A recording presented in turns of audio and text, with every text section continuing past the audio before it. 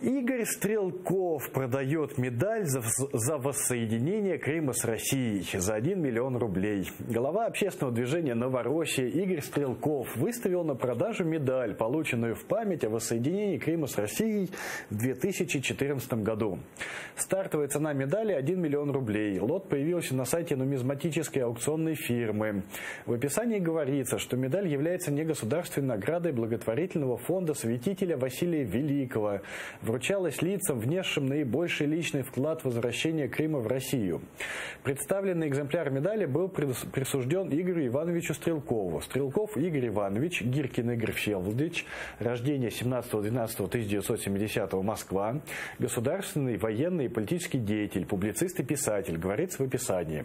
На своей странице ВКонтакте Игорь Стрелков в комментариях подтвердил, что получил медаль в 2014 году, до начала Донбасской кампании. «Продаю, поскольку имеет место материальные проблемы, которые я не могу залатать имеющимися наличными средствами», пояснил он.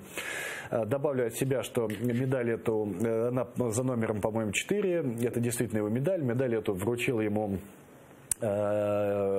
Малафеев, как его, Константин, по-моему, Малафеев, да, православный бизнесмен, который оплачивал вот поход Стрелкова туда и начал, в общем-то, на его деньги была начата война в Донецке, медаль на Донбассе, вообще медаль представляет из себя 80 грамм золота какой-то там пробы, и вот Игорь Иванович Стрелков в силу сложных материальных проблем продает эту медаль, потому что камни с неба, потому что Родина тебя бросит, сынок, всегда.